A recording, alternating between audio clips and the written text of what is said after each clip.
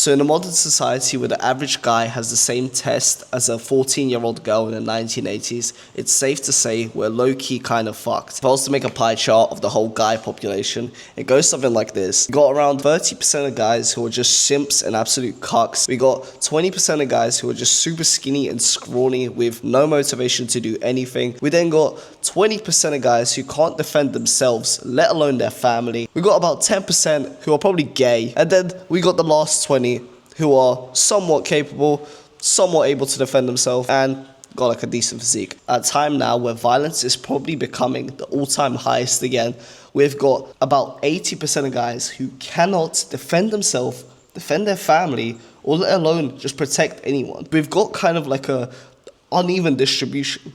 More violence, less people to defend themselves.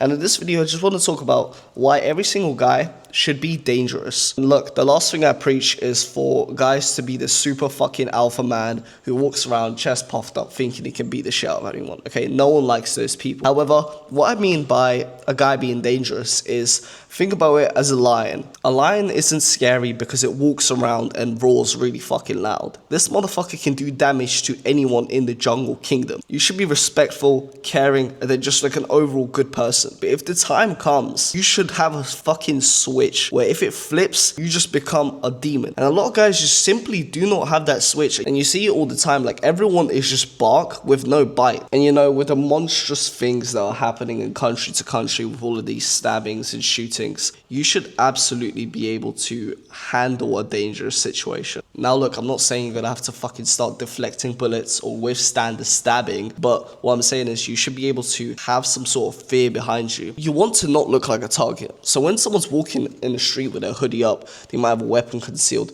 they're gonna look at you and be like, okay, I should probably not target that guy because he looks like he'll fuck me up. That looks like a tough target. And the way to look like this is just simple. It's A, have a solid physique, and then B, also know how to fight. Because when you know how to fight, you carry yourself across a little differently. You look more confident because you know your capabilities. You know if someone come up to you, you could just easily just one hand them in the face and they would be on the floor. And that's the difference between an average guy with low test who might train 1 to 2 times a week but does fuck all versus the other guy who actually puts time into taking care of himself, his abilities to defend himself and his family, and then also just care about his presence. And look guys, like another point is, everyone can sit here and preach peace and love, but peace and love only gets you so far. You know there's evil people in this world, guys who would just maliciously take everything you have just for the fuck of it. At the club, on the street, it happens all the time, especially if you're walking with your girl. And I've seen this happen so many times. A guy walks with his girl or takes her somewhere, gets blatantly disrespected by another guy, whether the guy just tries to talk to her right in front of him or she gets harassed or something happens. The boyfriend is just stood there, he's shocked. He doesn't know what to do because he's never been in a confrontational situation where he might have to fight. And he freezes, and then nothing happens. He just kind of laughs it off or jokes off. But that shit's not funny. You mean to tell me that if a guy ever come up to you, or someone you love, or have loved for multiple years, and does something to make her feel uncomfortable, you're just gonna laugh it off? It's funny? And as much as women do not admit it, right? They say like, okay, it doesn't matter if my man can fight or something like that. You know damn well she's not gonna look at you the same if you get pieced out in front of her, cold on the floor. She's gonna forever think, this guy can never defend me, can never defend my kids, and if a situation's ever come, we're gonna be fucked because this guy's a pussy and she gets knocked out. And look, it happens, okay? You might get jumped by 4 man and get kind of whooped. But if that happens, like, like shit, like, that kind of isn't your fault. Like, if she leaves you for that, that's just fucked up, bro. Like, but no, being serious, you should be able to defend the one you love because there are fucked up situations where something like that can happen, and if you don't know what to do, then...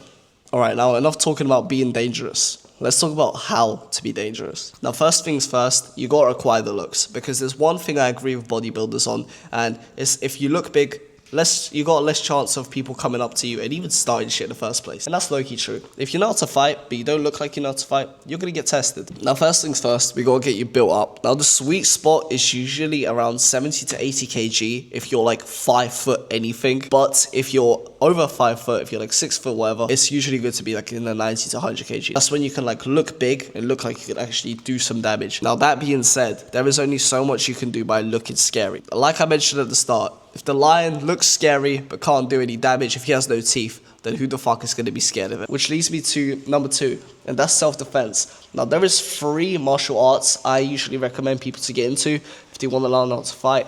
And that's boxing, MMA, or jiu-jitsu. Now, there is loads, right? You could do Muay Thai, kickboxing, they're all fine, but they're the 3 I recommend if you want to have the absolute strongest defense and offense in a fight. Because what you gotta understand is when you're in a street fight, everything is a matter of seconds. So it's about how you react. A lot of the time, you don't really get time to fucking kick around and knee around. It's all in the moment. So you're using your hands, using head movement to dodge around. And the reason I say jiu-jitsu is because they're crazy with the locks and the stuff they can do. If they grab a hold of you and you're good at jiu-jitsu, you are cooked. And then number 3 is just confidence, right? Confidence in a situation where you know something might happen. Confidence in a situation where someone's shouting at you or yelling at you. Now, man to man, you should always have respect. If you ever have anyone try to disrespect you for no fucking reason, or they get mad, they disrespect you, and you're trying to resolve it, right? You're trying to like apologize or whatever. If they keep disrespecting you and keep getting angry, you gotta kind of fucking do something about it. You cannot have everyone in front of you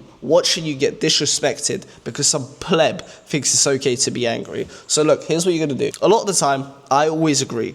Apologize if you've done anything bad or if you want to avoid conflict. That's okay. Like, you don't have to fight in every single situation.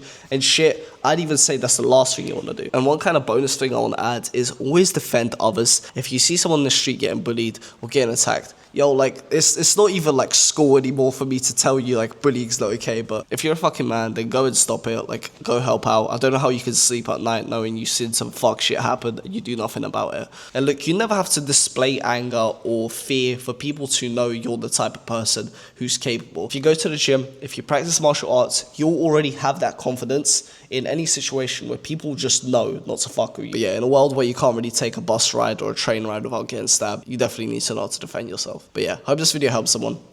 Boom.